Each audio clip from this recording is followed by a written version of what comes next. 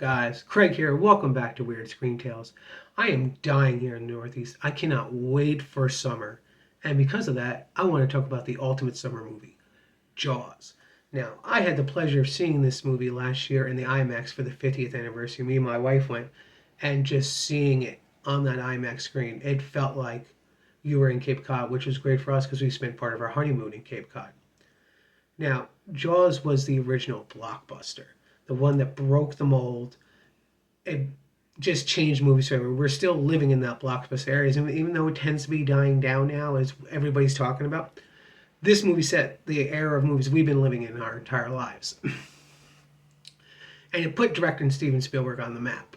Now, to get the bias out of the way, Spielberg is actually my favorite director. He has been since I was 9 years old, and my parents took me to see Jurassic Park in theaters.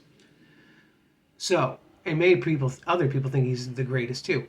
And Jaws was the one that set the foundation for that. And I'm going to talk about it in three ways. But first, what is the story of Jaws? It's very simple. It's about a sheriff named Chief Brody who's got to deal with a shark who's basically killing the swimmers one summer in Cape Cod. And so, with that, the basic story, Spielberg set the entire legacy of who he is in three ways in this movie. The building of the tension masterfully, the human interaction, and the use of music. So with the first one, the building tension, it opens up right away with that, where you have this girl, Chrissy, who's running down the beach at some late night party. She goes skinny dipping in the water. Her friend who's about to skinny dip with her passes out on the sand, and all of a sudden she starts swimming and something starts pulling her and she gets pulled down. And it's the Jaws, the shark. But you don't see the shark. You don't see what's happening. You just see her reaction, dun, dun, dun, and her screaming. And that set the tone for Spielberg. Spielberg, ever since then, has been a master of setting tension up. Well, you can look at it in Jurassic Park, whether it's the opening or the T-Rex scene, which is probably one of the greatest scenes in cinema history, or even later War of the Worlds, which is very underrated in my opinion. Go back and watch it with the scene where Tom Cruise and Tim Robbins are in the basement as the alien is looking around, seeing what's in there, is masterfully done. So he sets the tension beautifully. And he does this through the whole movie where you don't see the shark. Now, it was famous because of mechanical error. The shark wasn't working. You were supposed to see it, but it ended up being a great accident that set the tone for his career. And through the whole movie, you got this building tension where the camera's underwater, you see the shark's perspective, and you don't actually see it. And the tension's just rising, rising, rising through the whole thing. I mean, there's a famous scene in this movie where Chief Brody, played by Roy Schneider, and Hooper, played by Richard Dreyfuss, are exploring this crashed boat rowed by Ben Gardner, and a head pops out. Now, I've seen that scene a dozen times. I still jumped. I couldn't believe I jumped in the theater when that happened. Embarrassing. So, watch this movie. You want to see the progression of Spielberg's entire career and how he just massively builds tension. Even though he's never considered a horror director like, say, the great Wes Craven or John Carpenter, there's elements he takes throughout his whole career of building that tension in a horror type way. And this movie really started. The second one is the character interaction. The people who criticize blockbusters for being inhuman, not emotional. They're just loud explosions. People criticize Michael Bay for that, even though I think that's unfair. He's a great director. But Spielberg, you can't level that at him. There's so many quiet moments in this movie and throughout his career. But it really sets the tone in this movie. I mean, the most famous one when Chief Brody's with his son at the table before he goes out to Ben Gardner's boat, the scene I just described, and the son is just mimicking all his hand movements and what he's doing at the table. It's a nice little quiet interaction as Brody's wife, the mother, the child is watching, smiling on.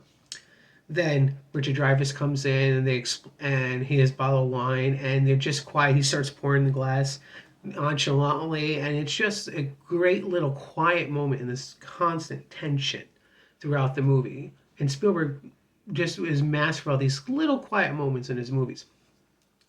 Most famously is the scene on the boat where you have Hooper, Richard Dreyfuss, Roy Schneider as Chief Brody, and of course Quince, played by the great Robert Shaw.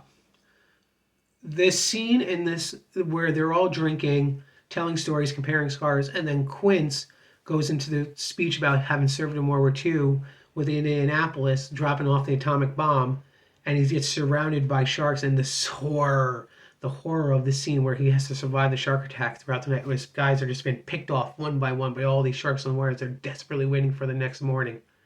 It's just mesmerizing. You just sit there silently. Once again, I've seen that scene so many times, but in the theater watching an IMAX, I'm just looking up, just spellbound.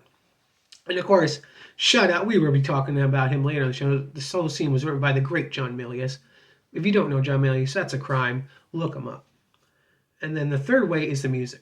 Spielberg famously, basically all his music is done by John Williams. And this movie set that relationship. It's the simplest score imaginable, where it's just like dun dun dun dun dun dun dun dun. I mean, it's so iconic, the music, everybody knows it. And the movie really would not work as well without it. It really wouldn't.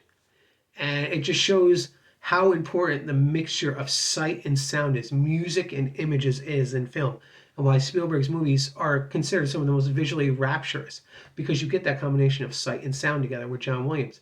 And this movie set the tone for that.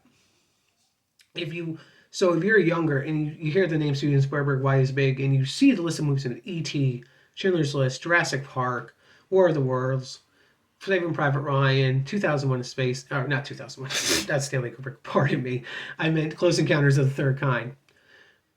And you're wondering, how did this guy do this? Watch Jaws.